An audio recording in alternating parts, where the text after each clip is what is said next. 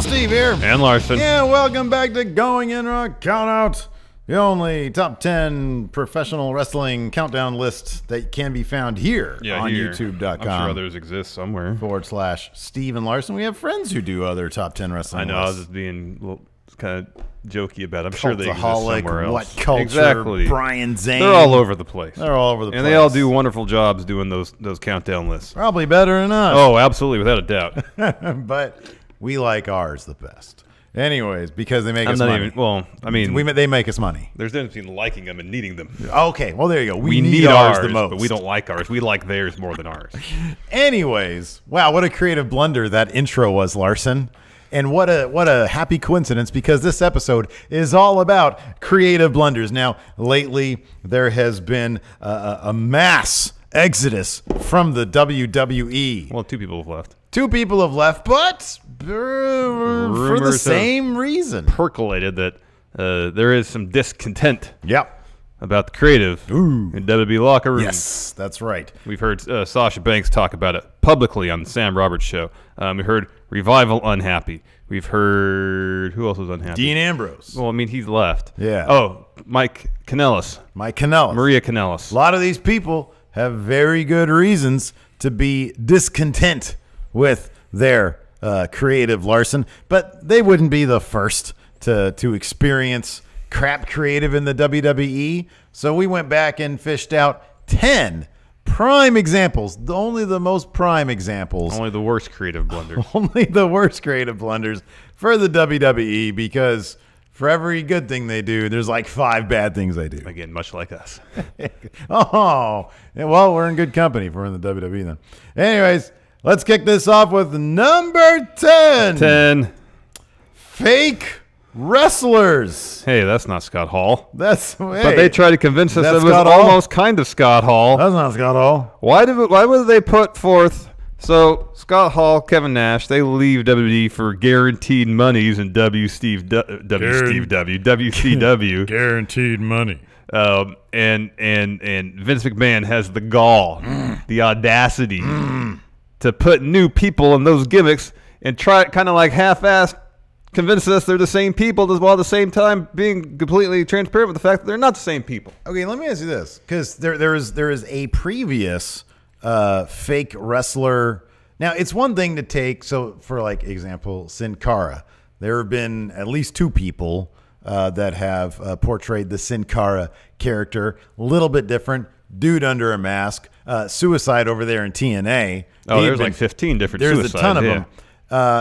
One of the more high-profile fake wrestlers, though, came during a storyline in 1994. Yeah, Undertaker. Fake Undertaker, portrayed, I believe, by Primetime Brian Lee. Yes. Brian Lee, exactly. Real Undertaker got hurt. So I guess they thought it was a great idea to have Primetime Brian Lee portray Undertaker with like a Phantom of the Opera type mask on to cover his identity, because he looks nothing like Mark Calloway. Right. That didn't stop him in this scenario. And then so that led to a match between Undertaker and Undertaker, main event of SummerSlam 94. Terrible match, lasted like 8 minutes. Real Undertaker wins. But here's the thing. But the precedent was set. I guess they thought it was enough of a success that they could put forward the idea that Razor Ramon and Diesel came back to WWE after showing up in WCW. So here's the deal.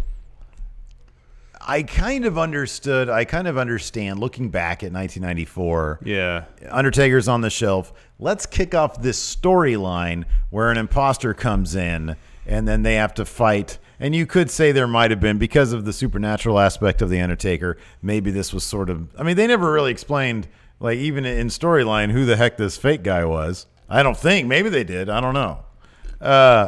In this case, though, 2 high-profile wrestlers who were, when people were into Diesel, they were, let's face it, they were into Kevin Nash. That's what they cared about. They didn't care about the facade. They didn't care about the gimmick. They cared about the man behind the gimmick, not the truck, the person driving the truck. In the case of Razor Ramon, granted, there was more character there than in, say, just Scott Hall, but Scott Hall made that character. He even brought the Scarface accent to the table. Yeah. And Vince McMahon didn't realize that it was something else. I'm not sure how cultured Vince McMahon is in cinema, in Brian De Palma films, Larson. Not sure. But evidently not very. Something tells me he might have seen Scarface at one point. He just didn't realize. Maybe. That could be. In any event, upon leaving the WWF in the summer of 1996, WWF maybe embittered by this. We never really got to we watched a couple little shoot interviews. You remember when Hogan and Macho Man left? They had the Huckster and the Nacho Man as a way to poke at them. Yeah. So the precedent had been set. They will do this out of spite. That's a good point. I do think in this case, so when the fake Undertaker showed up, I don't think there was any idea. I don't think there was any like, oh, hey, this is fake Undertaker. You know, we could possibly roll with this guy for the rest of his days. Yeah. There was Undertaker's coming back at some point. This will set up a cool match. Might be a cool storyline. Well, cool for 1994. Right, for 1994. Which wrestling was hardly that in 1994. No. In this case, it really does feel like if the people behind the gimmicks got over, if they were reintroduced, they would have kept using them. That's what it really felt. There was no indication that this had a shelf life beyond what was acceptable by the fans. Yeah. Which immediately was none of it. Well, I mean, it's blatantly obvious it wasn't Scott Hall and Kevin Nash, so why would people buy into it? And they tried to have it both ways. Yeah. So upon debuting in September of 1996, the fake Razor Ramon, brought to the company by heel JR, which was just completely not appropriate for him. He shows up, and Gorilla Monsoon is on commentary, and I think was it like Kevin Kelly? Was who? Maybe. Well, yeah. I think it was Kevin Kelly on commentary. Kevin Kelly, yeah. They were both like, this clearly is not the real Hall. Razor Ramon. Yeah, well, I mean, when Diesel shows up, says, no, that's, I think, was it Gorilla says, that's clearly not Kevin Nash. Right. So that was put forward. However, over the next few weeks, as they were competing in matches, they stopped. The facade was originally sort of, brought out into the open. It was like, hey, this isn't the real thing. But then that stopped.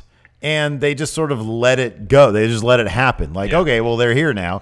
These are our gimmicks. We own them. Yeah. We're going to continue to use them. I wonder part of it, and this is speculation, and I don't know if there's any truth behind any of it, but I'll say it nonetheless because that's what we do here. Of course. Based on speculation. So when Scott Hall showed up on WCW, what did he say?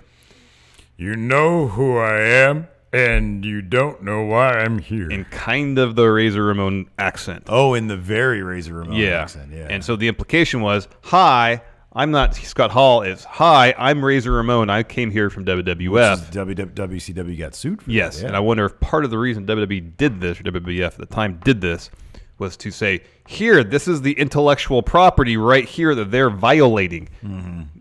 I mean, I doubt that they thought about that much, but... yeah, I mean... it's like, here, these are the characters they're trying to portray on a competing product. Mm-hmm. These are our characters. They should not be able to do that. Yeah. I don't know. I mean, that might have been part of it. I think just pure unthinking spite is probably... that's tops on the list, because they have a vast tape library they can take to the courtroom and say, hey, this is the characters they were portraying. They went to WCW, and they were doing more of the same thing, that they can't do that. I like the idea that instead of consulting copyright lawyers or just his own attorneys there at Titan Sports, hey, are we on solid ground? And he's like, we got to get these characters out there so that they continue to be ours. Yeah. We're on solid legal ground. Lawyers probably just like, you don't need to do that. We own the trademarks. Yeah, but I really want to stick it to him. This is a really bad way to stick it to them. You think Scott Hall will be anything without Razor Ramon? No, people love Razor Ramon. They don't care about Scott Hall. My creation. And so yeah, it didn't last long though. Actually, I'll be honest with you, it lasted like 6 months, way longer than it should have. So they lasted actually from late September of 1996. They lasted all the way to January of 97. Yeah, that's about 4 September, months. October, November, December, January. That's like 3.5 months they lasted, which is pretty impressive. It's way too long. It's about a month and a half. Way too long. It really was. Then they got kicked over in. So we sort of understood from a previous episode of this we did. USWA at the time was kind of WWE's version of NXT. Yeah, kind of a developmental. And so then after that, after the Rumble, Rick Bognar, the guy who portrayed Scott Hall, Razor Ramon, Razor Ramon. He was eliminated. He had the quickest, I think maybe first elimination, either the quickest or the first elimination in that year's Rumble. Mm-hmm. And then, Big Daddy, the Diesel, Glenn Jacobs, Kane.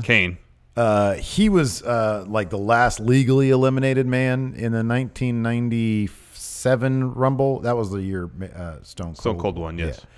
Yeah. And so they ended up going back down to USWA as those characters for about 3 months till April. Then they had a loser leaves town match, which I believe resulted in both losers leaving the town. I'm sorry, both participants leaving the town. Yeah, because Rick Bognar went over to Japan and wrestled there. He left, and then Diesel was not seen again. Glenn Jacobs, I think, came back the next week as a character, I believe, called Doomsday, which they then transitioned into Kane. By the end of 97, or by the summer of 97. Right. He was Kane, yeah. And now he's a big-time politician there. Well, he's the mayor of Knox County in Tennessee. Knox County, Tennessee. Big things for fake Diesel. I will say that Kane probably had a better jackknife powerbomb than Kevin Nash did, though. Yeah, I agree with that. He was actually a better Diesel than real Diesel. Yeah, he had more moves. Yeah. But he didn't have Kevin Nash's cooler than cool attitude. No. Nobody really has that. Very few people Definitely not in 1996. are as cool as Kevin Nash. I can think of a couple today. Well, Finn Balor, Yeah. for sure. Maybe Aleister Black. Yeah, but Nash is probably still top 5 in the wrestling industry. Yeah, it could be. Very cool Could guy. be. Number 9. 9. Bray Wyatt, man. So Bray made his main roster debut along with the rest of the Wyatt family July 8th, 2012. And you could tell they instantly had high hopes for these characters because they were featured in prominent roles on Raw, given a lot of TV time. Bray got to do a lot of promos from his rocking chair, feuding with CM Punk and Daniel Bryan early on. In fact, the Wyatt family brought Daniel Bryan into the family for a while. Of course, there was that incredible moment where Daniel Bryan frees himself from the mind control of Bray Wyatt in that cage match on Raw. That was great. Yeah, it was great. Unzips his jumpsuit, has his ring gear underneath. Fantastic moment. He also got concussed during that match. Yeah, immediately when they debuted, just as a fan watching, you could tell this is something big. It was something different, too. Yeah. It was different. It felt a lot more interesting than a lot of the other creative that was going on at the time. And it felt like it could really go somewhere if done correctly. Yeah. And early on, it seemed like they were doing the steps for that to happen because Bray Wyatt beat Daniel Bryan at the Rumble. The year Daniel Bryan wasn't even in the Rumble. Of course, Daniel Bryan eventually made his way to the main event of WrestleMania 30 anyways.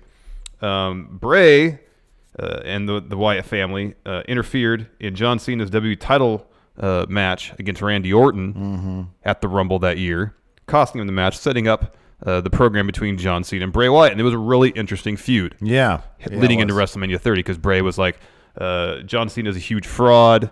There's a monster within him that I'm going to unleash, essentially.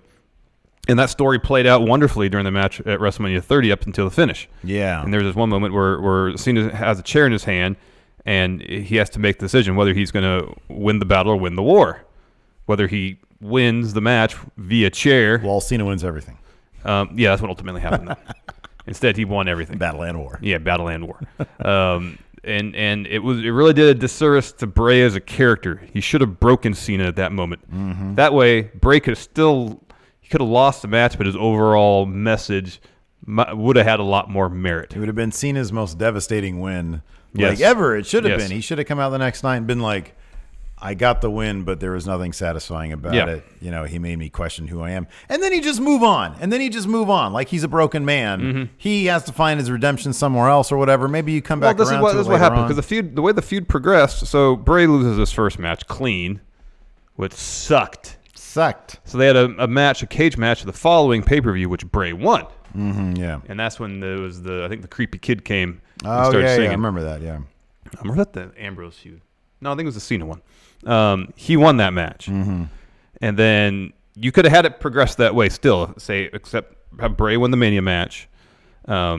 then have Cena lose at the following pay-per-view in the cage match, and that's rock bottom for Cena. Yeah. So not only is he like morally defeated, psychologically weakened, he has been physically defeated too. Yeah. And then the next one is a last man standing match at the following pay-per-view, which Cena won. You can still have the story progress the same. It's okay to have Cena ultimately come out and head of the feud, but Cena, as we said several times about Bray Wyatt, if you feud with Bray, you should come out of that feud as a changed man. Yes. And that would have been an interesting way to add some more dimension to John Cena's character, have him feud with Bray Wyatt. It would have been huge for Bray to get a couple huge wins over John Cena and potentially alter the course of John Cena's career. Would have been massive. Instead, none of that happened. No. John Cena beat him in the last man standing match, and John Cena was the same, Bray Wyatt was the same. And it's kind of been rinse and repeat throughout Bray Wyatt's career. Yeah. He'll get into a feud, ultimately lose it, and it seemed like the feud didn't matter. The problem is, with Bray Wyatt especially, you need very concrete motivation for him to be effective. And far too often, I would say for every one thing they do right with him, there are 5 feuds that he has that just have no direction, no motivation. And I understand that wrestling boils down to who wins and who loses, good guy versus bad guy. But with Bray Wyatt, you have the opportunity to do something much more complex and much more interesting, and deal with all these other themes, and you know, the shades of gray, Yes, and the fact that he has supernatural powers. You really need to explore that more. Well, the one time they did, it manifested itself in him just projecting images of flies and stuff in the ring. So he had a decent feud with Dean Ambrose through the summer of, I think, 2013. Is my math right? I think so. Between Mania 30 and 31. That was a decent feud where he actually came out on top. Yeah. And I think that was all to kind of build him up to have a feud against Undertaker going to WrestleMania 31. And Undertaker, I believe, made one appearance in advance of this match. That was terrible, yeah. Maybe one appearance. It was all just Bray posing with, like, Undertaker museum items. I'm the new face of fear. Yeah. That was his thing, which is a great catchphrase. Yeah. He would, like, hang out with coffins, with caskets, rather. He'd hang out with, like, urns. Yeah. Yeah. And he was having to carry this whole thing. Yeah. And then the match wasn't very good, and then he lost. Yeah. I'm like, Taker just lost last year. The luster's already off this win streak. Just have Bray win. Like, at that point, just transition Undertaker to MMA old guy. Yeah. And then let Bray Wyatt be the new Undertaker. Yeah. Like the supernatural guy who everybody's scared of. Yeah. Totally. But no, that didn't happen. And then he kind of went in and out of various feuds for the next year or so. And then during the whole Triple H Roman feud, they had that one moment where the crowd popped. Triple H with that WWE title. Bray comes in with the family, rubs his finger across that belt. Man, yeah. Still get goosebumps thinking about it. I know, it was great. That was such a great moment. Bray, though, apparently hurt his back. He didn't compete at the following Mania. Instead, the Wyatt family got absolutely buried by The Rock and John Cena. It was terrible. He did finally win the title at Elimination Chamber 2017, only to lose it to boring face Randall Orton at Mania. At this point, Bray is supposed to be imbued with satanic powers, which manifested themselves by, projecting images that were supposed to be gross on the ring. Yeah, but they also it was just mostly bugs. They also did that cool House of Horrors match. Well, I would say it was cool. It was more interesting than their Mania match. I loved it. That was great. Anyways, that feud didn't really end very well because Bray was shipped over to Raw before their blow-off, the House of Horrors match. Yeah, at least Bray won that match. That's right. Thanks to Jinder Mahal. Then he feuded with Finn Balor that summer. They were supposed to have a blow-off at TLC that year, but there was some illness going through the locker room. Bray got it. That's when they were doing the Sister Abigail persona for Bray. That never came to happen, and they just kind of forgot about that feud. He feuded with Matt Hardy for a while before they formed a tag team, and he's basically been off TV ever since Matt went to rehab his back injuries. Yeah. I will contend, still, there is a lot of money left on the table with Bray Wyatt. If they had handled his creative properly from the very beginning, he would be a huge star right now. Yeah. I agree. We did get to see him recently on the Edge and Christian show in a very, very funny segment where he takes takes up a second career as a midwife. It's pretty hilarious.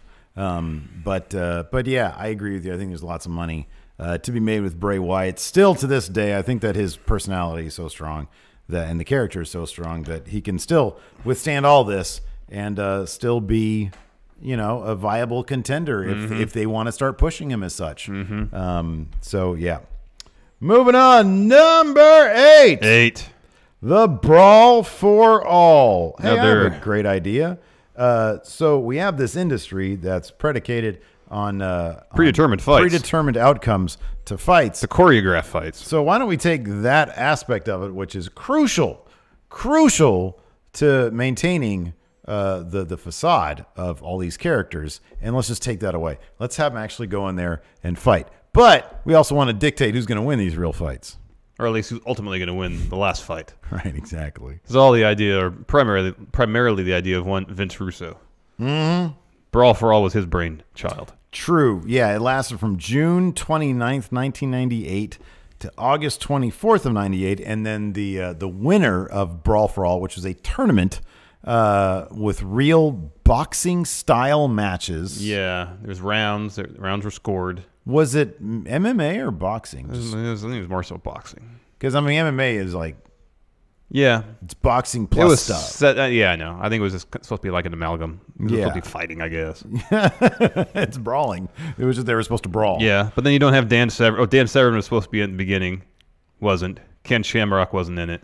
So, I mean, the crazy thing is, like, and I don't know if Ken Shamrock, like, could you imagine if the final ended up being Ken Shamrock and Dan Severn? That'd been huge. That'd have been pretty crazy. That'd been really huge. Yeah, that'd been nuts. And then apparently they wanted Dr. Death, Steve Williams. They signed him, brought him in to the company to win this, and he was knocked out. And then if he was supposed to win it and go on and take on Stone Cold, the champion, like the biggest thing in wrestling, he was supposed to be a viable opponent for Stone Cold. And this is supposed to be the kickstart of all that. Instead, they put him in a situation where, Who did he fight in the Brawl for All? I think it was Bart Gunn. Oh, yeah, that's right. Where with one punch you could be completely exposed. And that's what happened. Yeah. And I think JBL said no one had any idea that Bart Gunn would be that good. Which turns out he was really, really good. Well, until he fought a real trained fighter. Lasted 36 seconds against Butterbean. Oh, man. This tournament did do anybody any favors. It didn't do Except it could have with Bart Gunn if they didn't have him fight Butterbean. No, you know what? It did actually, because then Bart Gunn took the Brawl for All, and went to Japan and had a good career. Decent career, that's true. So, I mean, it actually did help him quite a bit, but it didn't do it. And like, if you take the one pro that it helped Bart Gunn in Japan, and then you weigh that with all the cons. I mean, it pretty much led to the end of Dr. Death's career. Yeah, pretty much. He hurt himself. Yeah. There was that. I mean, I guess JBL did okay afterwards, but I think I read somewhere that a vast majority of the field was out of the company within a couple of years of the tournament. Mm-hmm. Like, everybody was gone. Yeah. This is what we need to do our next tape trade series on. If we take it direct to Patreon, we kind of just do one by one Brawl for For All, All. that's a great idea. Yeah, that's a good one. We could do a couple per episode because most of the matches are pretty. Because like so many of the matches too is like it's just bad fumbling around fighting and they go to decision and it's just boring. I remember watching this all. Yeah. And it's just boring, horrible, bad boxing. Yeah. People just throwing punches wildly, not connecting. The funny thing is, so like the idea itself is kind of fascinating until you just really think about it, which they didn't do. It's Now, like, if they did something like this, sorry to interrupt you, rather than do some sort of mutant boxing UFC type deal, what if Vince Russo had seen like Pancrase and said, okay, let's do a fighting thing where we'll use, to a certain extent, pro wrestling moves in a shoot fashion. Yeah. The risk of injury is exceptionally high, as you've seen from any Minoru Suzuki Pancrase compilation. Yeah. So, I mean, they'll put some limits to protect the talents. But something more like that would seem more in the wheelhouse of many of these wrestlers as opposed to a boxing match. You know what they should have done is instead of Brawl for All, just have like a shoot softball match. Oh, then Sid would have won. Like, whoever has Sid on his team. Yeah. I'm not talking about like one-on-one softball. I can't really do that. Well, that's batting practice. Like, divide the locker room up into all the tough guys in the locker room, divide them up into two. Mm-hmm. And there you go. But yeah, no, it'll be fun to watch those again. Yeah. Number 7. 7. WrestleMania 9. Well, I think this is more of a larger thing where you have this new generation that Vince apparently really wants to do. He wants to phase out what, made WWF popular in the 80s and focus on younger talent. However, the transition was bumpy to say the least. Oh, yeah. Of course, we've heard about Macho Man wanting to get the elongated program with Shawn Michaels. Mm-hmm. 2-year storyline eventually put him over. Really would have done a lot. I mean, not that Shawn Michaels had any difficulty getting to the top of the card in his career. Yeah. But having that feud under his belt would have been something else. Yeah. And then you talk specifically about the finish WrestleMania 9, where Hogan just did not want to put over Bret Hart. Again, more or less on his way out the door. Yeah. Because he didn't feel like he was legit. The transition to the new generation was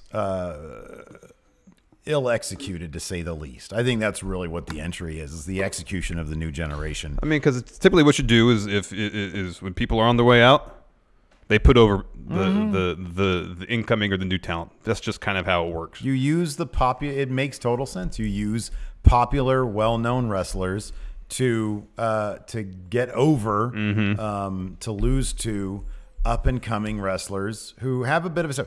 Bret Hart was a well-established wrestler at this point. Shawn Michaels was a well-established wrestler at this point. Undertaker also was more or less a well-established wrestler. Well-established.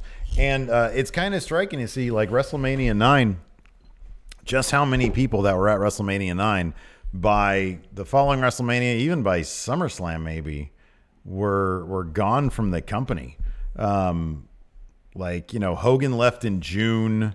I don't. Beefcake probably left around then too. I would suspect, since he and Hogan were so close at the time. Yeah, but talk about specifically the ending, because I want to look this up really Sure. quick. So the main event of the show was supposed to be Rumble winner Yokozuna taking on Bret Hart for the WWF title.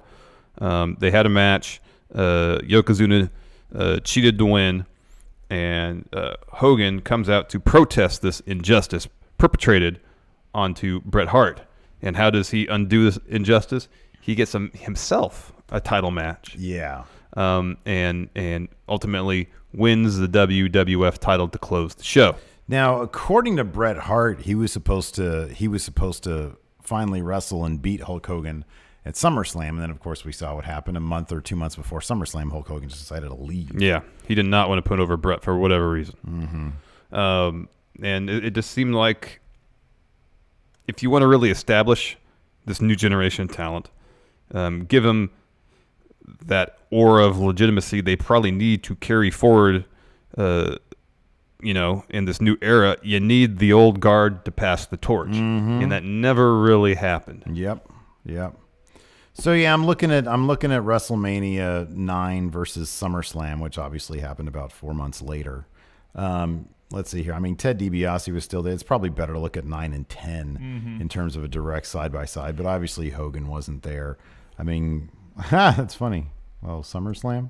Oh, that's funny. I didn't know Undertaker and Giant Gonzalez had a rematch at that SummerSlam. Yeah. That's funny.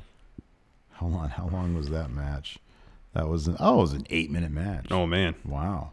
They really went Iron Man with that, didn't they? Yeah, they did. But yeah, I mean, that was sort of the big thing. It's like, okay, Bret's going to be your next big thing. He's going to be your guy who's going to, talk about an awkward passing of the torch. It was just not great. Not a great way to do Basically non-existent. Yeah. Number 6. The anonymous Raw general manager. So this debuted June 21st, 2010 on Raw, unveiled by Vince after he fired Bret Hart, who was the previous general manager. And as we saw so many times, the sound from your iPhone would ring through the arena. Michael Cole would step to the podium and read an email from the anonymous Raw general manager on a laptop that was stationed on said podium. This just kind of carried on for a year, more or less, just for no reason. And like none of it, like if you were actually to try to put the pieces together in terms of who was the clues they allegedly left, it was there was literally like ruled out everybody. Yeah, there was nobody it could be. I know Kevin Nash said at one point he was supposed to be the anonymous, and I think he was in TNA when they asked him, "Hey, do you want to do this?" And like his contract was going to be up soon or something like that. And but it never panned out. But like I guess maybe early on, I mean, I don't want to go back and retrace every decision the anonymous general manager made, but like the decisions would have pointed maybe to him. And then at a certain point when they just had zero idea, they just used it for whatever convenient thing they wanted to use it, whether it was heel or face or whatever. There was zero consistency because they simply didn't know what they were going to do. And then the Anonymous Raw GM returned in July of 2012 when it was revealed that Hornswoggle was the Anonymous Raw GM. This whole time, apparently, Kevin Eck, used to be a WWE writer, said there, as was plainly obvious, they had no idea who the Anonymous Raw General Manager was going to be. And then Hornswoggle was suggested as a joke because he was Vince's illegitimate son. Yeah. And wow, did that storyline go over well. Yeah, exactly. So, WWE, it's funny because they'll do these things. They'll like set up mysteries like, like you said, the Vince's illegitimate son thing, these sort of soap opera-esque mysteries. And they almost never work out. I mean, in one instance, just this past summer, it worked out. It was pretty cool. Who killed Aleister Black? Who killed him? Who attacked Aleister He was different Black. for that one. That was on NXT, not on WWE. Exactly though. And they probably knew from the very beginning who the attacker was going to be. They did. I guarantee you they followed did. through on that. I guarantee you they did. And with WWE, they'll launch themselves into these storylines, and they time and time again they never get the gist. They don't know. They don't do that well. No. Try as they might. But I think we're kind of out of that era of goofiness. I hope so. Although we just had the Jason Jordan Kurt Angle storyline. Oh my God, that's right, we did. So that was terrible. I'm not sure we're out of that yet. Yeah. Number 5. Katie Vick. Dear. So, as we mentioned in the previous entry, WWE is no stranger to soap opera-esque storylines. The aforementioned Vince's illegitimate son thing, which ended up being Hornswoggle, but I know for a time it was supposed to be one of the more obvious answers, which was Mr. Kennedy. I think they actually addressed that on television, too. They addressed what? That Kennedy was and then wasn't Vince's illegitimate son. Oh, they did? I don't remember that. What, like during the storyline? Yeah, I think so. I know that Vince had I remember there was a lineup of people that were supposedly possible suspects for being his son, and Vince was going past each one, and I think he came to Mr. Kennedy, and then they were like, nope, it's not you, and then they get landed on Hornswoggle or something. But yeah. But anyways, the worst of all these, and the one that actually caused like a stain on the WWE for years afterwards, was the Katie Vick storyline. Now, this website, iwnerd.com, has an article. Oh, sorry. I guess at one point Mr. Kennedy claimed that he was. Okay. All right. Anyway, sorry, continue. So this, I'll post the link in the description. They have a pretty good breakdown. It actually only lasted about 3 weeks. There's no mention here of that interview that Triple H did after the video, where he was watching the video with whoever was interviewing him and laughing about it. Oh, okay. Remember that? We watched that together. Yeah, we watched that. So on the October 7th, 2002 episode of Raw, I'm taking this directly from this article, Triple H takes out Kane's tag team partner, the Hurricane, backstage. This left Kane alone to defend his tag team titles in the main event. He's able to win the match, but he's interrupted by Triple H, who claims he knows Kane's secret, and he asks him if the name Katie Vick rings a bell. Now, I kind of remember watching live and remembering, oh, God, they're doing something stupid right now. Because whenever they come up with this made-up name and, oh, let's explore your past, and on top of that, it's with Kane, who's supposed to be a demon from hell. So anyways, Triple H claims that 10 years prior, Kane killed her, and he calls him a murderer. The following week, Kane drops a promo giving his side to Triple H's story. Says he went out one night with Katie to a party. She had too much to drink. He drove her home. An animal got in front of the car. He swerved off the road. Kane suffered a broken arm. However, Katie was killed instantly. But he said it was an accident. And then Triple H comes out and says, no, Kane, you were drinking that night too. And this is terrible. And then Triple H says that there was an autopsy and found Kane's semen inside of her. Yeah. And that Kane was in love with her. Yeah. And then a week after that, Triple H showed some video footage of Katie Vick's funeral. I think that was the thing. I think that was maybe the backstage thing where they come back from it and Triple H is watching the TV with the interviewer. I didn't know if that was in the same week or a different week. I think that was the same time.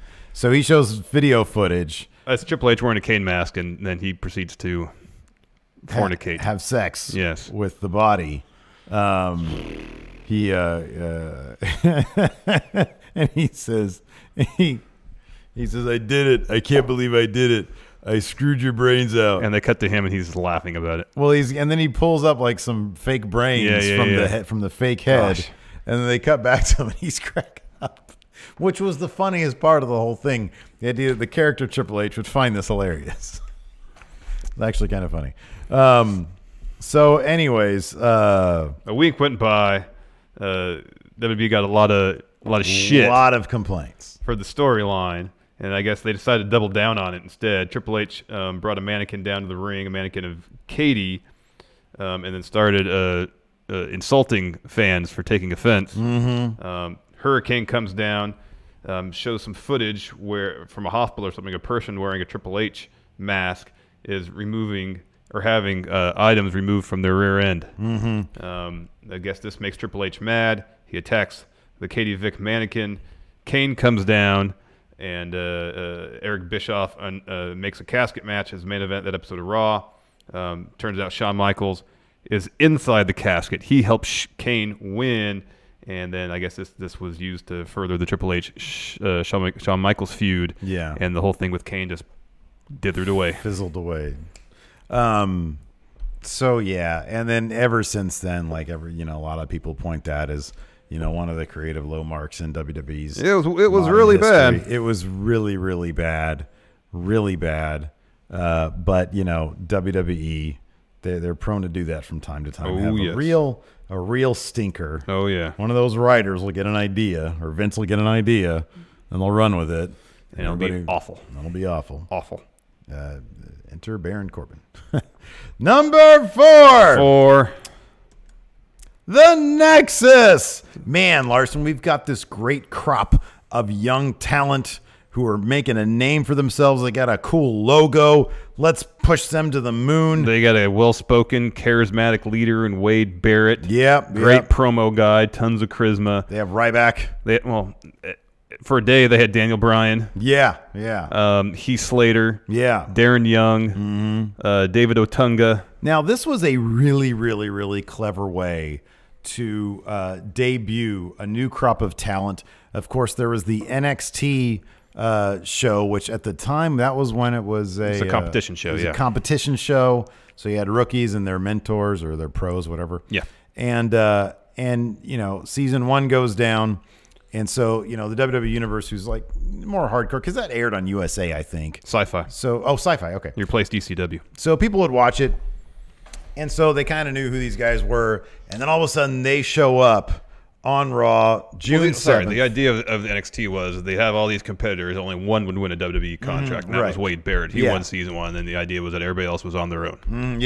So June 7th, 2010, all the contestants sort of banded together as a faction. They're all having this. They have this N logo on their shirts. They come out during this John Cena CM Punk match, and they just destroy everything. And it is a fantastic sight. It's exciting. It's energetic. The crowd is stunned.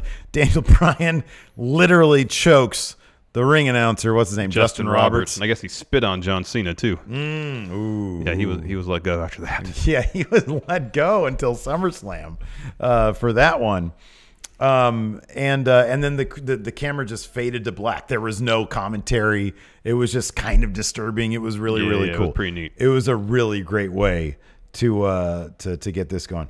They feuded with John Cena. The Nexus did throughout the summer of 2010. Cena at one point was forced to join the Nexus. That was after the SummerSlam match. Oh, though. That's right. So you had Nexus versus Team WWE match at SummerSlam, where originally Wade Barrett was supposed to go over. Yeah. Nexus is supposed to win. I guess Cena decided he didn't want to do that. So he talked to Vince. Ending was changed. Now, according to Wade Barrett, who was recently on a live, they do Inside the Ropes does those live tours or those live shows, and Wade Barrett was on one of them. Stu Bennett, and he gave his rundown. He was like, "Yeah, we all knew the ending, in the lead up. Nexus is supposed to go over, making a bunch of big stars, and then we get there day of, and I'm told by, I think it was Arn Anderson. That sounds right. That they've changed the ending, that they're going to, or that he just tells them the ending and Cena goes over. And so Justin Gabriel and Wade Barrett try to track Vince down. They do, and he explains to them, yeah, Cena's going to win this. And so they kind of just speculated, yeah, Cena just, he said Cena wins now. Yeah. So after that, it took the wind out of the Nexus. It really did. And they tried to keep the storyline going. They did have Cena join the Nexus after he lost to Wade Barrett at Hell in a Cell. But like the whole time, especially between SummerSlam and when Nexus kind of fizzled out into two different factions, there was this constant infighting. Yeah. You knew, like after SummerSlam, you just kind of knew. Even though like the Cena Nexus stuff was kind of fun after SummerSlam. Again, you're just focusing solely on John Cena. I know. And the whole point at that point was just have John Cena dispatch of these bad guys. And as opposed to let's build them into something really cool. So, you had Daniel Bryan get fired after their initial appearance. And then he comes back on SummerSlam and joins Team WWE. Ryback breaks his ankle, I think. Yeah. He's out for a couple years. Yeah. So you have him out. And then, someone else got hurt too. So there's injury problems. And then storyline-wise, there's all sorts of infighting. And then Cena literally buried Wade Barrett under 16 chairs to win the TLC match between them. And then, which led to Barrett being kicked out of the Nexus. Yeah. And so you had the Nexus splinter into two groups. You had the core, which featured basically half the Nexus, led by Wade Barrett. And you had the new Nexus, led by CM Punk. Which was simply a vehicle for CM Punk to do way cooler things, which he did. If you'll recall, he was wearing the Nexus armband, I think, during his pipe bomb. Yep. And then very shortly after that, he just disassociated. Yep. It just fizzled out. So yeah, but it kind of makes you wonder, like, Wade Barrett, man, he was a star in the making. And then after that, and then after, a lot of different things with him, it was just kind of obvious that I wasn't going to work out with him in the WWE, which is unfortunate. I really liked him. I thought he was great. Yeah, he had a lot of potential. He had some, not there's ever a good time for an injury, but 3 instances where he was in the midst of a decent push and got hurt, unfortunately. He would get hurt, but also like, it just wasn't the same. I like this Bad News Barrett thing. That was cool. Number 3. Roman Reigns. This is the biggest creative blunder, certainly of the modern era. Yeah, it's up there for sure. Here's the thing. It's amazing to see somebody Vince wants somebody to get pushed so much, and yet take for literally almost 4 years, for 3 years at least, almost every wrong move available they make. Yep. And here's the thing. Crazy thing about Roman Reigns is that fans totally want, look, it's different now, obviously. He's battling leukemia. He's going to get, whenever he does return, and I hope he does, he's going to get like an amazing response, and they will give him a very long honeymoon. But eventually, if they continue to get his creative wrong again, once he comes back, the same thing is going to happen. It's kind of crazy. The Shield were a massively successful, very popular group. Super over. And during the Rumble in 2014, when Reigns was still a member of Shield, the one Daniel Bryan wasn't in, if he had won that Rumble, because he had a heck of a performance, he eliminated like 12 people or something like that. Yeah. If he had won that Rumble, the crowd would have popped. Yeah. The crazy thing is, now I've literally like sort of noted every major beat here between the Shield's breaking up. For example, we can take that in the first place. Now, granted, it did lead to a really fun Seth Rollins run, but you've often noted if they had simply run with Reigns turning on the group and being the plan B, one thing we know from history is that really, really strong heel runs can easily transition into a very, very effective face turn. Yep. In this case, instead we got it with Seth Rollins. Well, another issue with that too was the feud that happened immediately, pretty much following Seth turning on the Shield, was not Seth Reigns; it was Seth Ambrose. Seth Ambrose, exactly. And it was striking in that between the summer of 2014 when the Shield broke up and then just 6-7 months later at the Rumble 2015, the fans were super savvy with just how much Roman Reigns was being shoved down our throats. He would win time after time after time. He was immediately inserted into main event after main event after main event, and in the most boring way possible. He never had any real form of struggle between the summer of 14 and the Rumble 2015, which of course led to him winning the Rumble 2015. That was the one where he won after taking a long snooze after being taken out by the League of Nations. And even that Rumble match alone, look, you can have a guy who people are super against. And in the course of one Rumble, if they come out early and they last a really long time and they do a lot of cool stuff, by the end of that match, the crowd will be behind that person. No, Rumble 2015 is not when he got laid out. That was 2016. That was the Triple H one where he got laid out. 2015, he won. Okay. So he got laid out. Okay, he got 2016 by League of Nations. Okay. Yeah. Okay. All right.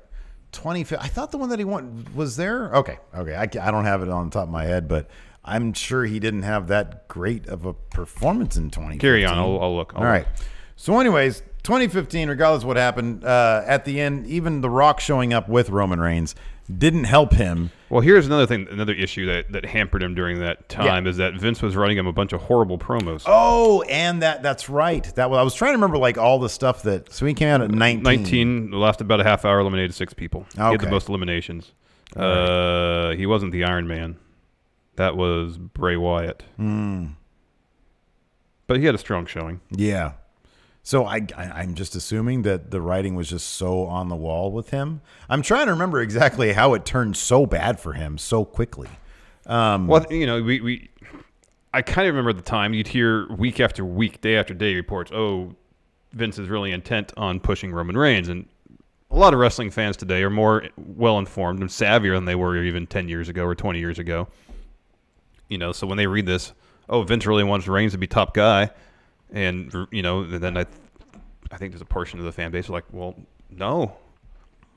Especially after what happened with Daniel Bryan, where Daniel Bryan was the fans' choice to be top guy, and the company resisted at every turn, basically, if all the reports be believed, before they finally gave in and gave Daniel Bryan the main event spot at WrestleMania 30. Especially after that, hearing the reports of, Vince really wants this guy to be the face of the company. And I guess some portion of the fan base is like, well, what about I have no say in this? Yeah, but also just in the booking of him. That did him no favors. I remember there was just. I mean, the thing is, like right now, it's if Vince wants, for example, Vince wants Seth Rollins to be top guy right now. Okay, it seems pretty obvious. Man, they put him through the ringer.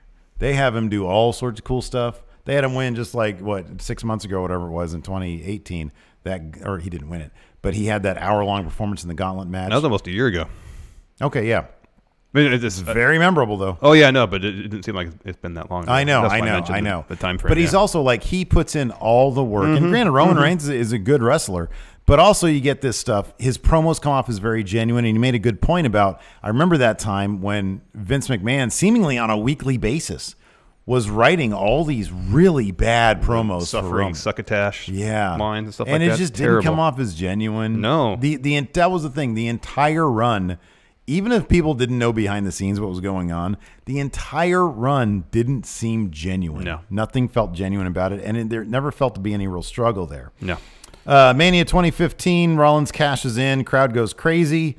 Even though that match with Lesnar was actually a pretty decent one to that point. Yeah, they're telling an interesting story. I can understand. Obviously, you have to make the decision sometime before the match happens. They couldn't have said, hey, this match is good. Let's just change the finish to WrestleMania. I know. On the fly. I wouldn't put it past Vince, but they didn't do that. No, they didn't. Rollins cashes in. WWE sort of punts on Roman Reigns being the guy once again. November of 2015, Reigns wins the title at Survivor Series. And then, in what was actually a really cool moment, beats up Triple H, and he gets a big pop at that before being cashed on by Sheamus. At TLC, Sheamus beats him due to interference and stuff. And then, maybe that was when he... That was when he beat up Triple H. That's when he beat up Triple H big time. I think he punched him at Survivor Series or something.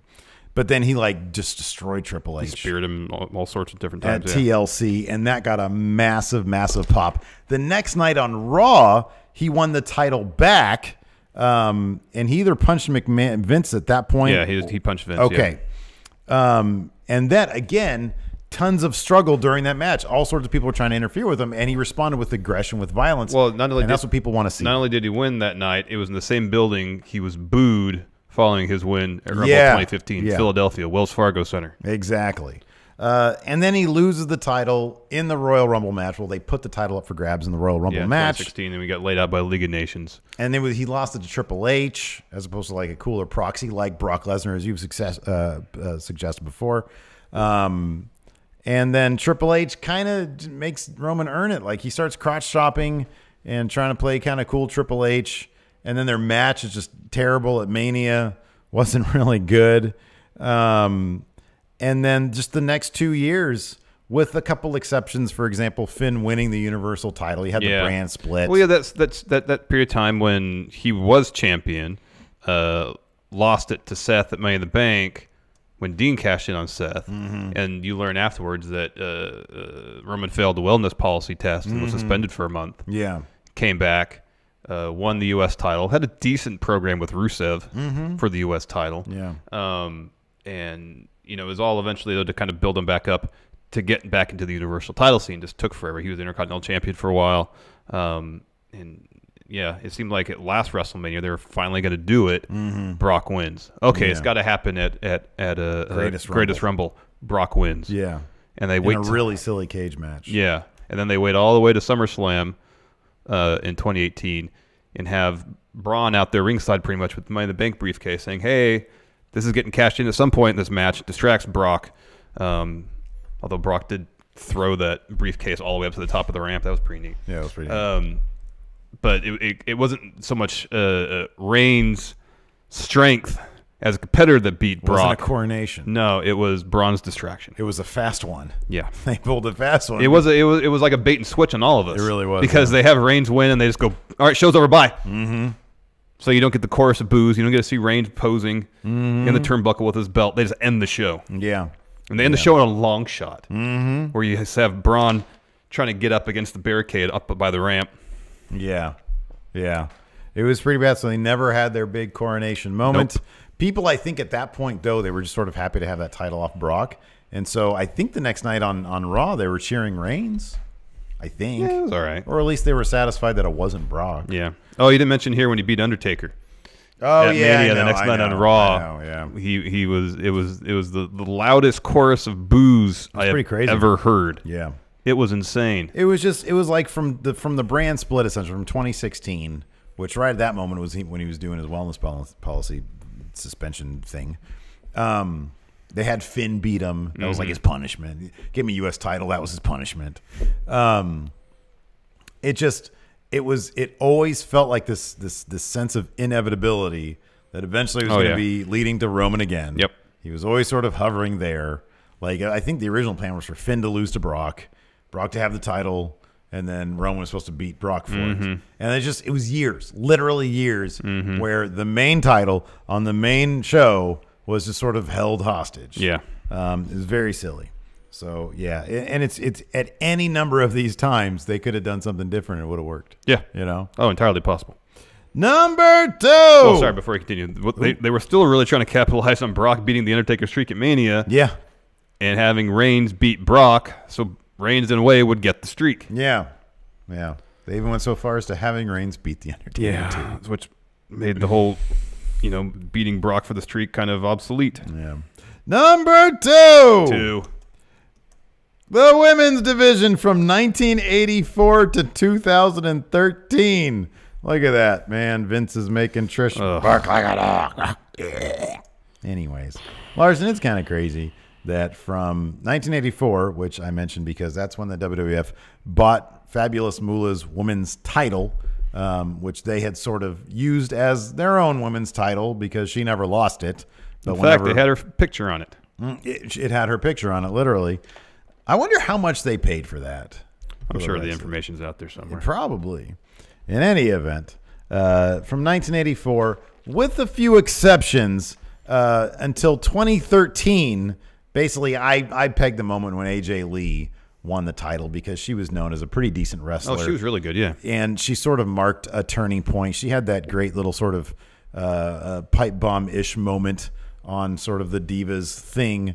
I thought that was pretty strong. And then after her, it was just a succession of really good The following names. year, I believe, is when Paige made her debut. Paige made her debut. AJ Lee for the title. And then we're right into the women's revolution.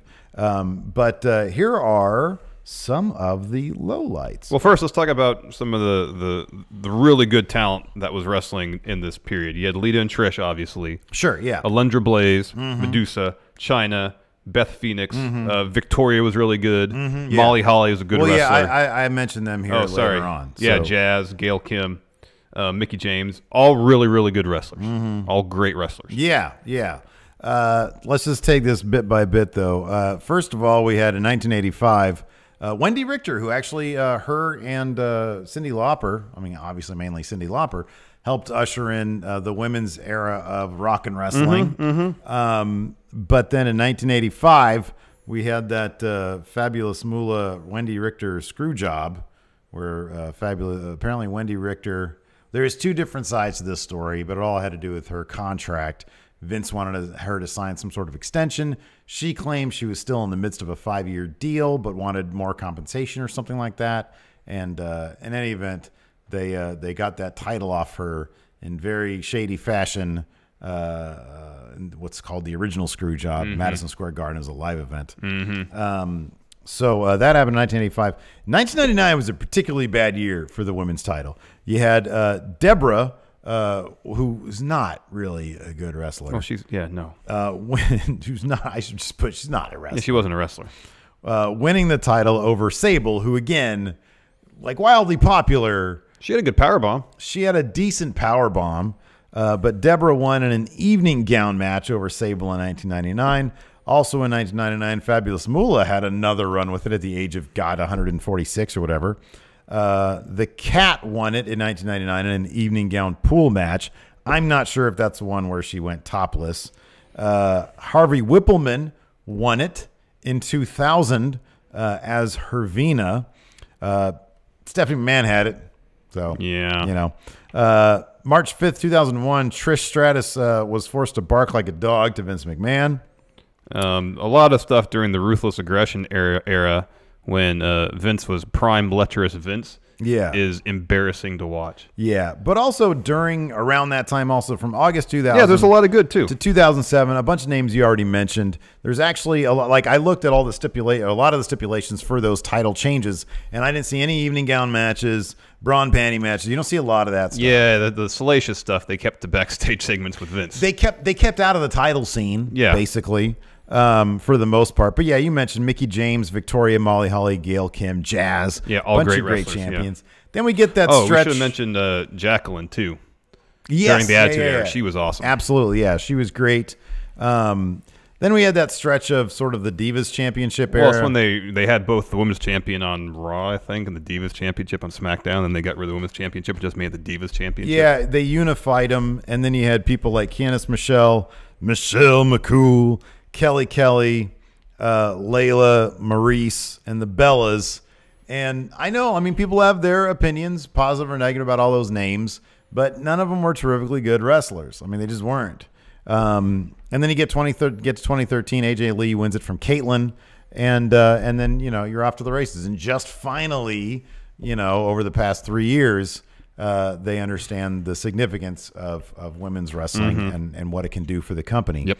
But a long time, they didn't. No. And they treated that division like a doggy doo-doo. So, and that's an absolute shame. It is. Let's get to the number one. One. Austin's heel turn and the invasion. Yeah, it's all kind of one story. So, we all know Stone Cold Steve Austin turned heel at the conclusion of WrestleMania 17, shaking the hands of his bitter rival, Mr. McMahon, after hitting The Rock over the head with a chair, chair that was given to him by Mr. McMahon.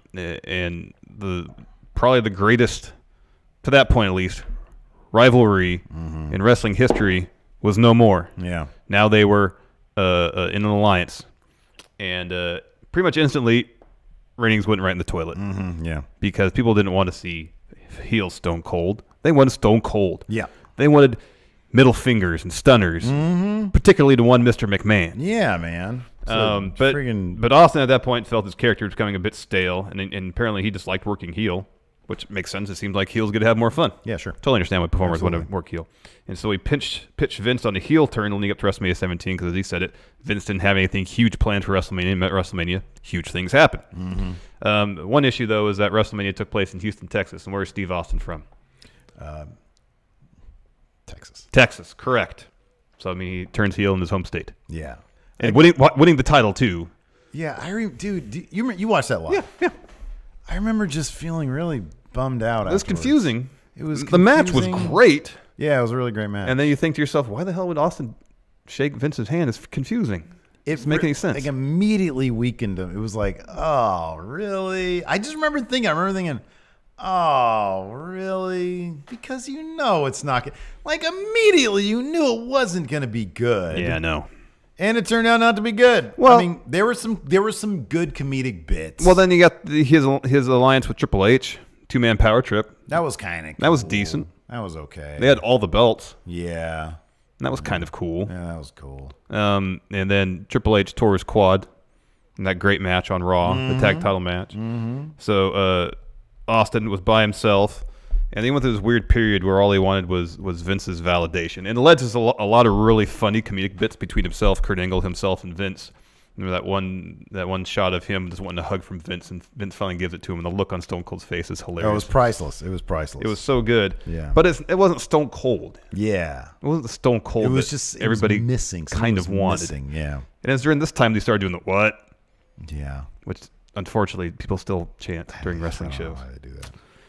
But then he eventually turned heel on Vince during the invasion to join the alliance. Yes. Because they didn't have any, barring a couple like Booker T and a couple other people, pretty much none of the other major players in WCW came to WWE following WWE's buyout of WCW because they were still getting huge chunks of money from their Turner contracts, and wisely so, weren't going to take pennies on the dollar to accept the buyout. We should have actually just labeled this. My bad. 2001. Pretty much. Greatest creative blunder, because he had Austin's heel turn. And then you go into the invasion, which, like you said, was just a big, giant misfire. Because you had Shane buying WCW, and so like the stars that came in to WWE from WCW at the time were Booker T. He was the biggest star. And there was a lot of younger guys. And there was Booker T, and then like the Natural Born Thrillers. Yeah. and people like Kidman. Yeah. Like he came in, people kind of liked him. He was like a cruiserweight guy. But then, I guess they realized they didn't have their ranks need to be bolstered. So Stephanie went out and bought ECW. And so they brought a bunch of ECW talents in. Yeah. So rather than just having a straight up Monday Night War battle played out in 2001 in a feud, it's kind of a weird amalgam of WCW and ECW taking on WWE, which really wasn't what the dynamic was during the height of the Monday Night War. It was primarily WWE and WCW, and if anybody was helping out ECW, it was WWF, because Vince was giving Paul Heyman money at periods in like 97 or something like that. Yeah. WCW would just sign up a bunch of ECW talent, but there was no like working relationship whatsoever. Yeah. Anyways, but by the end of the year, Stone Cold was face again after Survivor Series. Yeah, they pretty much just dropped everything with regards to the invasion angle, and then they ended up splitting the brands.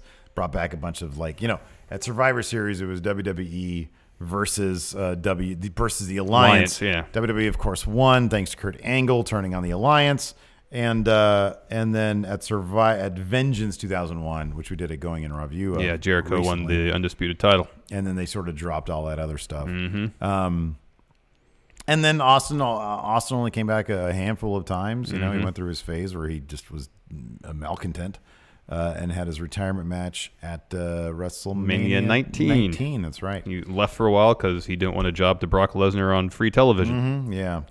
So 2001, and it reflected with the company as well. The ratings just sank, and all the milestones, all the financial goals that they wanted to hit, they didn't. And the high of the Attitude Era came crashing down. Yeah. To a low, and then they entered the ruthless aggression era. I understand their idea that they want to do this invasion, this WCW versus WWE thing, especially fresh off the purchase of the company. If they simply would have taken the long road, but I understand the feeling like, oh, this is hot news now. We need to capitalize on it now. But if you just don't have the people to pull it off, it's going to be underwhelming. If you're going to have a real WCW invasion, and yeah, I know it's not ideal to wait to 2003 when a lot of those Turner contracts expire, but it's kind of what you need to do. You need Goldberg, you need the NWO, you need Scott Steiner, even on one foot. You need Flair. You need Flair. Like, I don't know, they never would have gotten Sting. Well, no, Sting was close. He was close to having a match at like WrestleMania 17 against Undertaker. Yeah, that's right. Yeah. And we had more of an invasion. We had more of a proper WCW versus WWE WrestleMania the next year, where you had the NWO, where you had Flair. But in terms of the invasion angle, for what it was supposed to be, WCW versus WWF, it's like, Marvel versus DC. But it's like Marvel versus DC if DC bought up Valiant to help them out and take on Marvel. If it was Marvel versus DC, but you couldn't use Superman, Wonder Woman, Batman. Yeah. You only had maybe So instead Aquaman. You buy up Harbinger and Bloodshot. And Quantum and Woody. Yeah. Those properties to fill in for Superman and Wonder Woman. Magnus Robot Fighter. And you think, well, we'll bring in Captain America over from Marvel. He'll become a DC guy. Right, exactly. And that'll even the odds. It just didn't work out that way. Oh, man, that's a great analogy. Ooh, that's obscure. So anyways. Should I said Image Comics instead of... No, Valiant was great. That's right. great. Because people who get that, they're going to be like, oh, my God, that's obscure. That's awesome. Anyways, that's it for our episode of Countout, Top 10 WWE Creative Blunders. Be sure to let us know what we missed in the comments below. And until next time, we'll talk to you guys later. Bye. Remember Ninjak? Yeah. Yeah, that's a name I was trying to remember. Yeah,